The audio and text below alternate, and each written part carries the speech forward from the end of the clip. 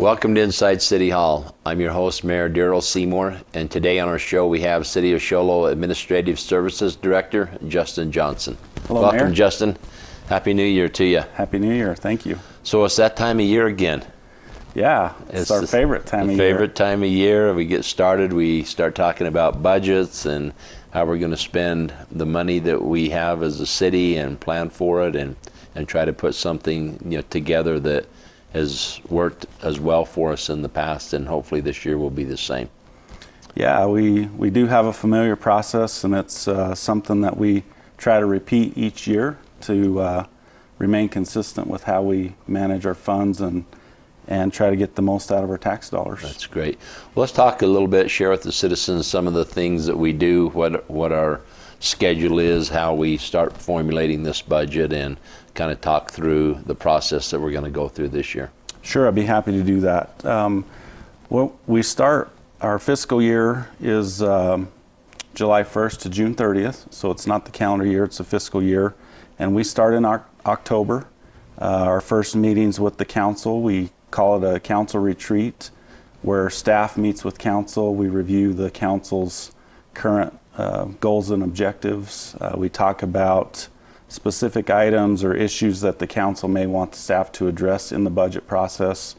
And we spend about a day just talking things over and trying to determine what we want to do with the upcoming budget year. So we do that in October. Okay. And I think the process went fairly smooth for us this year, and we have an idea of what the council wants us to do and maybe some projects that are not routine projects, but those have been identified, and we'll try and work those into the budget this year. Right. So our budget is actually trying to mirror a little bit some of our goals and objectives that we have. So if we really feel we need to put more emphasis in a certain priority, then that kind of mirrors what you're going to do with the budget. Yeah, and then as part of the retreat, we review the 4 major areas that the council has set goals, and then there's detail. Those 4 major areas are broken down further. We've reviewed those, and we feel like those are still adequate from prior years, so we've kept those in place and then tried to address those by assigning projects and different things in the budget. That's great. What then is kind of the next step after you go from the retreat? I know we have our capital expenditures or capital improvements that we have looking at, that we work on a 5-year plan or something like that. Yeah, so in October we do the retreat, and then towards the end of October we put together a committee which has a couple of local residents of the city of Show Low that aren't necessarily affiliated with the city. We have council representation, the city manager, and most of the department directors, and we get together as a committee and review a 5-year plan for capital, which our definition of capital for the city of Show Low are any projects or equipment that are over $50,000. So each department identifies their needs for the next 5 years, brings that to the committee with the details. The committee reviews it and approves it, and then once the committee approves it, then that list or that 5-year plan is taken to the city council for approval. And that's been adopted, I think, the first part of December. So there are very few projects that get done in the city that haven't first gone on to this capital improvement as far as building or adding or doing something. Yeah, we try to think through this, and there'll be an occasion or two where a project comes up that we have to squeeze in there. But for the most part, we try and be 5 years out, so we have a good idea of what's coming and what the expenses are going to be. I think an example is we had the public safety building. We had it in that scope of 5 years, but when the building came available to purchase, it kind of got moved up in scope, but yet we were able to balance some of those things.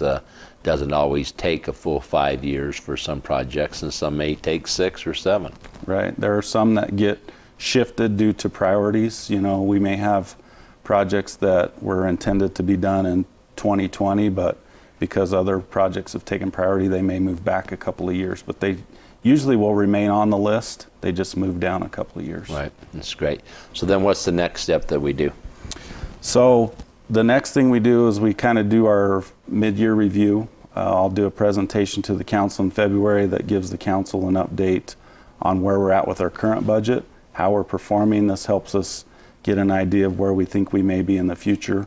As for our current budget, we're 6 months in now. We don't have all the data, but we're pretty happy with where we're at with sales tax. We've shown increases over the budget as well as increases over how we performed in the prior fiscal year. So we're pretty comfortable that the slow, steady growth, the economy is still moving forward, not at a great pace, but at a comfortable pace that makes us feel good about where we're heading. So when we budget, we're budgeting conservatively, but yet we're also monitoring it regularly as it comes in. So our budget can shift through the year based upon what our actual revenues are coming in.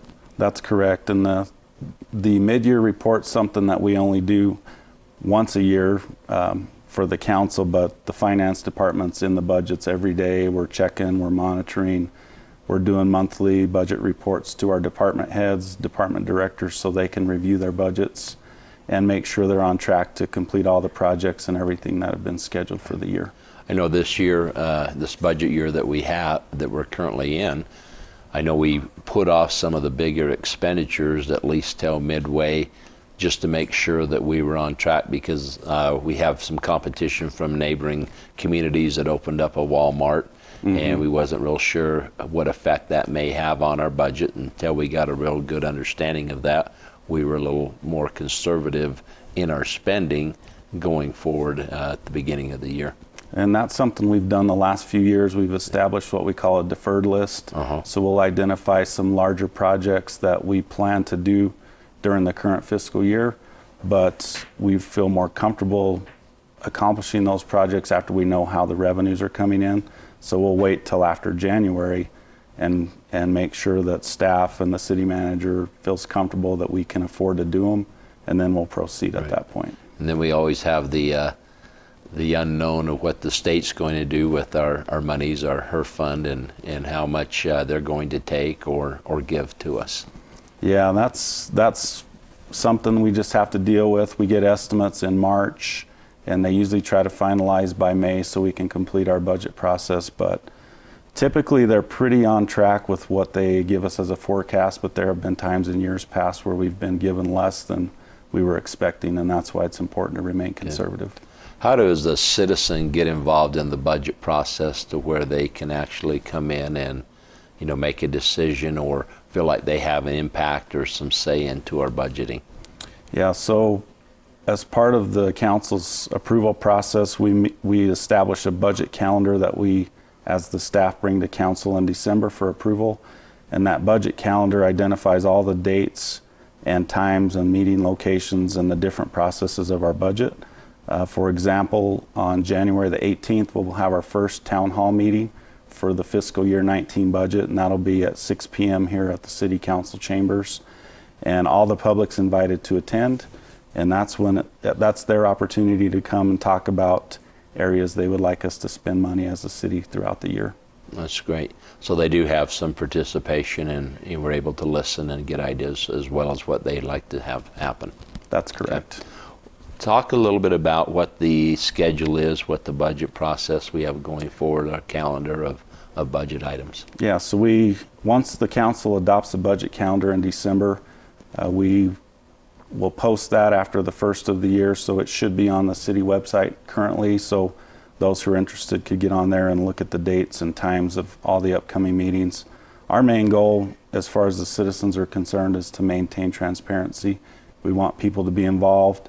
We want them to know when we're meeting. We want them to come to the meetings, and then we want them to provide input and areas or suggestions where we can spend the money, the tax dollars that are generated in our community.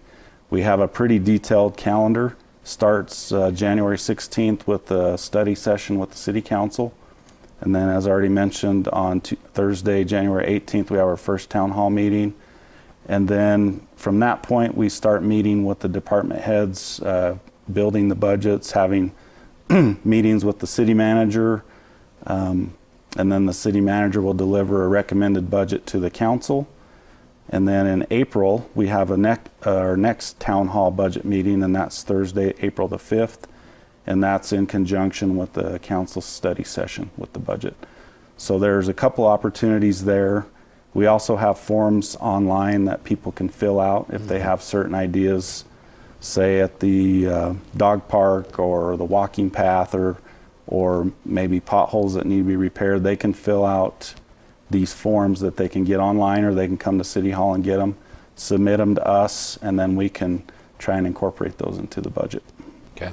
What is kind of the amount of our budget, in we're currently the year that we're in, and what do you project maybe that our budget this next fiscal year will be?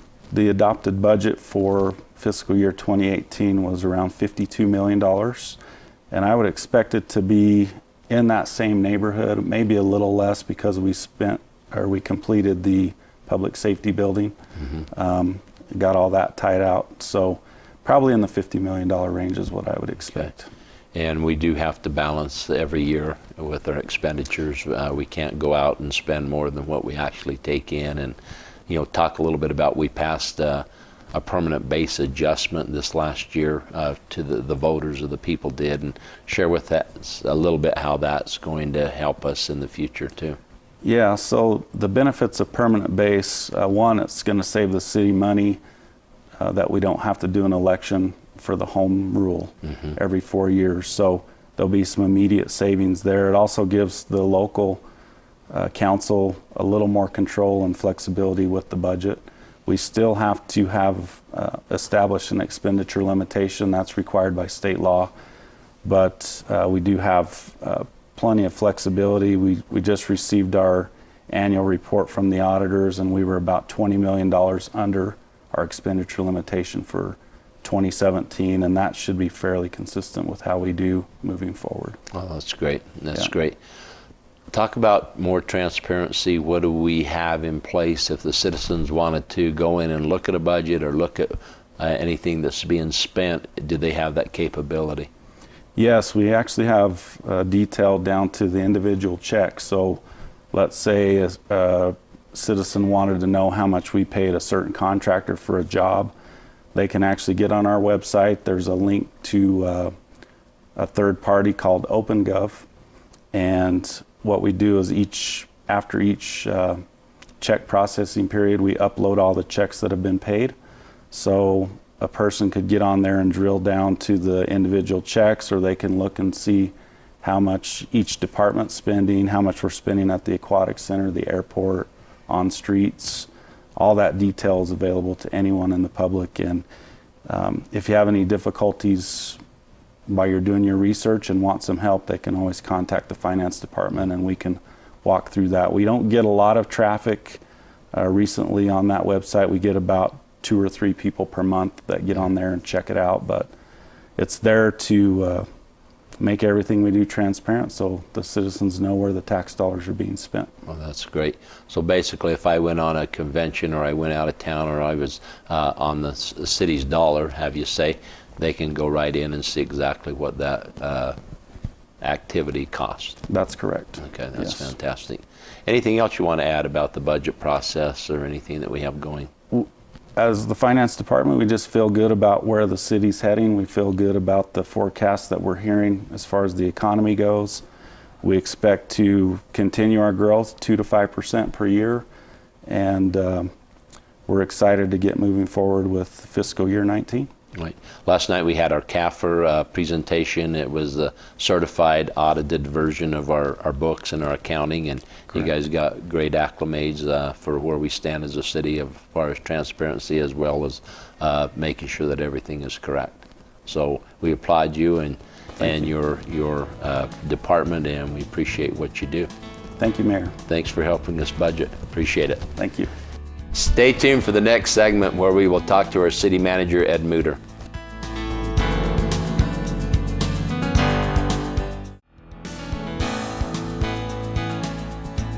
Welcome back to Inside City Hall. We have our city manager, Ed Muter. Welcome, Ed. Welcome, Mayor. Happy New Year to you. Happy New Year to you. Let's just cover one thing that we're kind of doing right now because of the seriousness that we have in our community as far as dryness and everything, how that impacts our community. I know we're working with our neighbors here, Pinetop Lakeside, in a Pray for Snow campaign. Kind of share a little Yeah, bit. the manager of Pinetop Lakeside, Keith Johnson, contacted us last week and asked if we'd join in a campaign with them on a Pray for Snow campaign. We think it's appropriate. We think it's needed. We're very dry and probably one of the worst drought conditions we've had. and we really need to get some moisture up on this mountain. So we just you ask our residents whatever they can participate with us. That's Right. fantastic. So let's talk a little bit about the highlights that we have of 2017. It was a great year. The city did a lot of neat things in our community, made our community better, and sometimes citizens don't see everything that we did, and let's just kind of go through some of the highlights that you want to focus on that was different, or some they may have seen, but let's just kind of emphasize some of that. I'd say the first one is the most notable highlight was the completion of the public safety building on the Deuce of Clubs. That was a project that we undertook, moved it ahead of schedule a little bit, but it has really worked out nice. We share the building with the Navajo County Sheriff's Office, and they have a jail annex in the building also. So there's a good partnership with the county on that project. But it turned out to be a nice building.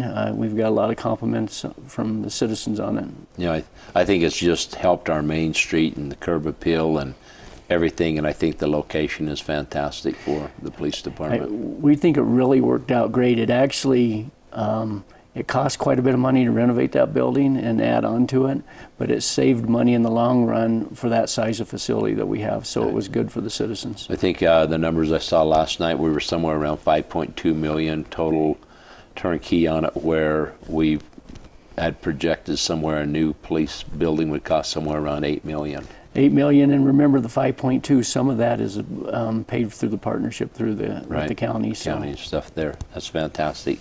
How's sales tax revenues as a community? What does 17 look like for us? 17 was good for us, good to us. We increased in sales tax. It wasn't a major increase. I think it's close to 3%, but in today's economy, that was good for us. We saw some healthy increases, and even this fiscal year, we're starting to see more increases. So that's great. In addition, let me add one thing that is kind of tied to sales taxes. Our building permits have really started to increase quite a bit. We've issued quite a few permits this year, and expect that to continue into this following year. Right. You know, a lot of people are saying, where's the retail stores? Where's all of this that's happening? And an article I read this morning was just showing that many of the retail businesses are closing.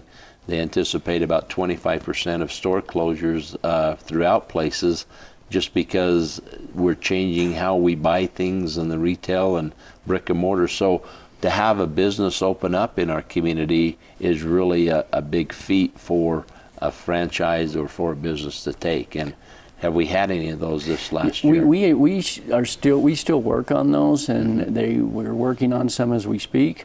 There's for a retail building, there's a Goodwill conditional use permit coming up for a Goodwill store, a new building. We saw the UPS store come in this past year. And as you know, we visit in the International Conference Shopping Centers with a lot of these retailers. They're still looking, but they have slowed down because of the online shopping, and it's affected them dramatically. All right. Definitely. So what were some of the other big projects, maybe with roads and constructions, that we did this last year? We had several projects, main public works projects. We had water main on the south side of Deuce of Clubs. I think a lot of people saw that one. That was a pretty major undertaking. It went well. They did most of that project at night. We improved East Owens with water, sewer, and we rebuilt the road on East Owens. We reconstructed roads in Park Valley and Fool's Hollow, some of the roads in those two subdivisions. We're currently working on sewer lines in the Westwood subdivision. That's one of the oldest subdivisions in Show Low, and the sewer lines were in dire need of replacement, so we're working on that. In the future, we'll rebuild the roads after all the utilities get taken care of. We also did some improvement on Penrod Road with some slurry seal project, all the entire length of Penrod Road. Shoal Lake Road, we did some repaving project on that. We completed the operations control building at wastewater treatment plant. And we also built some sidewalks near the aquatic center down to Clark Road on both sides of the highway. There were quite a few projects this year, and our engineering public works staff was able to complete all of those. That's fantastic. Some communities you see that they're just barely able to try to maintain and try to keep in place. So we're maintaining well, but then we're also replacing and putting down new product. Yeah, it's our goal to try to get ahead of the curve if we can. These projects cost a lot of money, and the council's very smart in their budget decision to try to allocate some money, and we even subsidize our HERF monies. Most communities will not subsidize the streets money. HERF is the highway user fund money that we get, but the city of Show Low subsidizes that so we can improve our roads. Oh, that's fantastic. Let's talk a little bit about the airport, what we have going on there. I know Boutique Air was kind of under a little bit of guidelines for essential air service. We changed from Great Lakes to Boutique this past year, or 2 years now. Right. And we've also had some changes of management over there at the airport. Right. Our previous airport manager, Glenn Boyd, retired this past year, and we hired a new manager. His name's Tom Barr.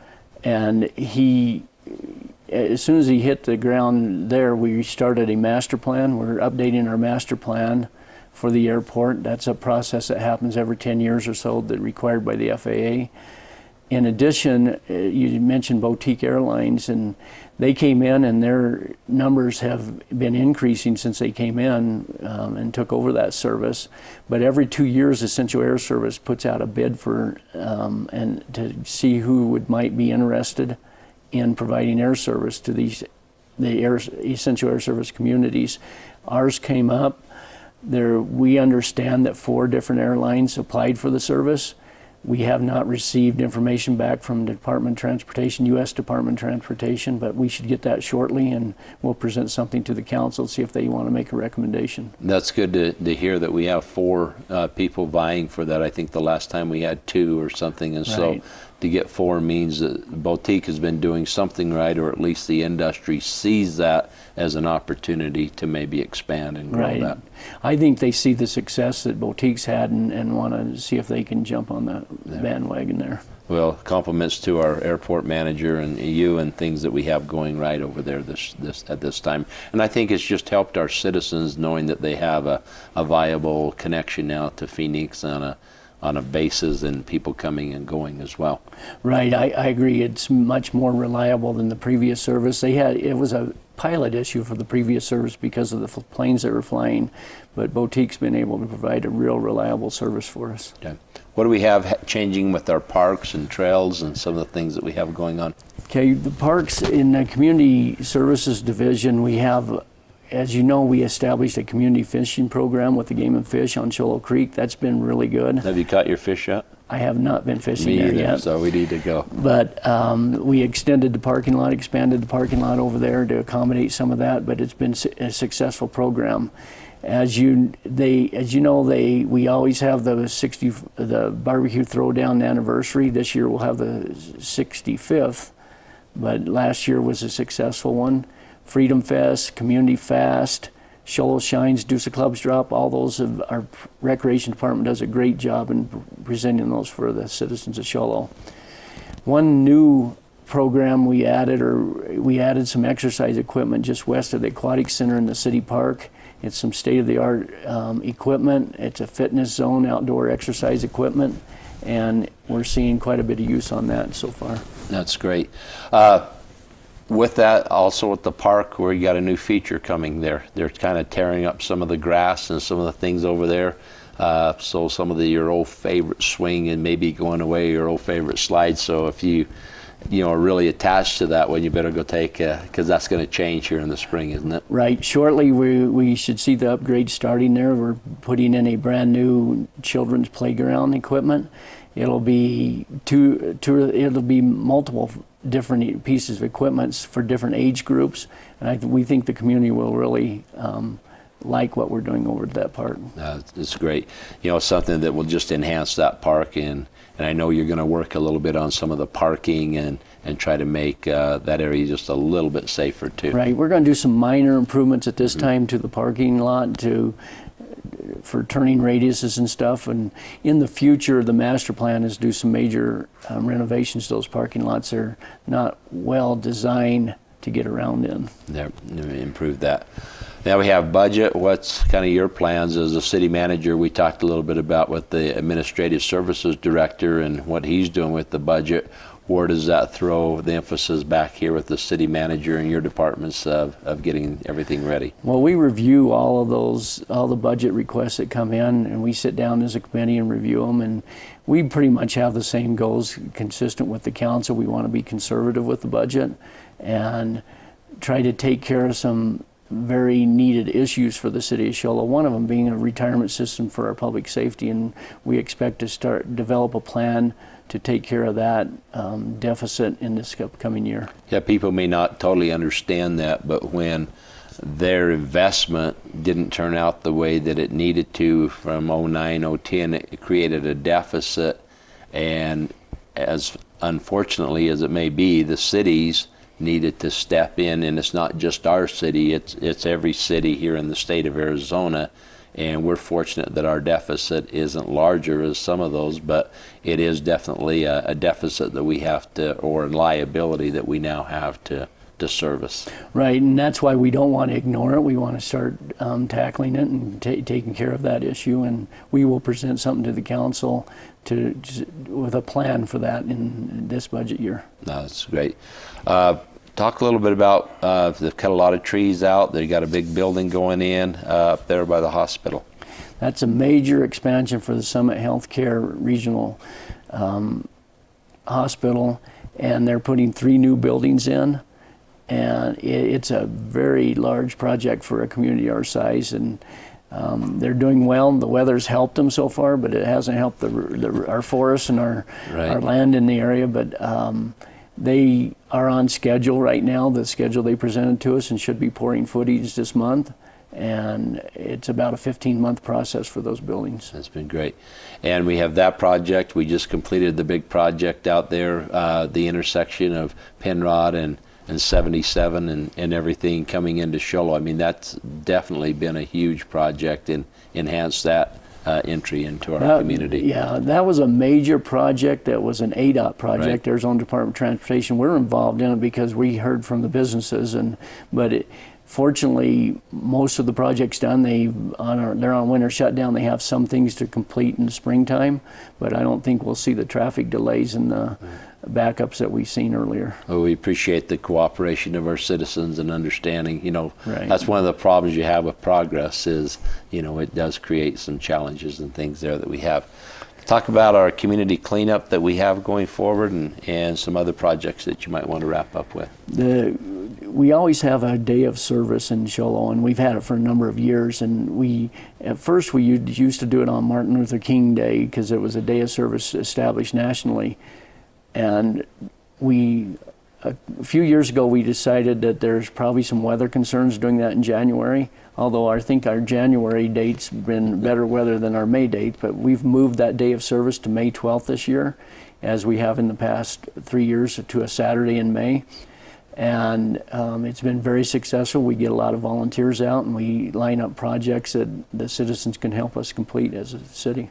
I know last year we did quite a bit with the dog park over there. We put in some new paths and had a great turnout of people. I think we had 150, 200 people that showed up, and it was a great day. Yeah, that was the major focus last year. There were also some litter pickup in different areas. Some of the groups broke off and did some litter. That's great. cleaning. Do we have any city elections or anything like that coming up? Yeah, this year's an election year. We have 3 councilmen that their seats are up, so there will be an election in August. And the 3 councilmen that are up are Councilman Alsop, Vice Mayor Hatch, and Councilman Leach. And we'll see who turns in nominating petitions in May, and then we'll schedule that election in August. Okay, so May is kind of the deadline if anybody wanted to look at running or something. They just need to start, getting with planning that to happen first part of May. You need to get in this with the city clerk. The packets will actually come out the end of April and first part of May, so they'll be available then. Everything. What else do you think about our community or changes or where our position is going into 2018? I think our community is doing great. I think we've made some great strides in trying to clean up and beautify the community. We have projects coming up this year that will help enhance the downtown area, and we we're always open to suggestions from the citizens, what they think we need to do. That's part of the budget process. But anytime anyone has any questions, we're open to any suggestions from the citizens. That's great. Well, thanks so much. It's been great having you today, and appreciate Thank you, all you Mayor. do for our community. Thanks for joining us on Inside City Hall. Have a great day. Have a great 2018.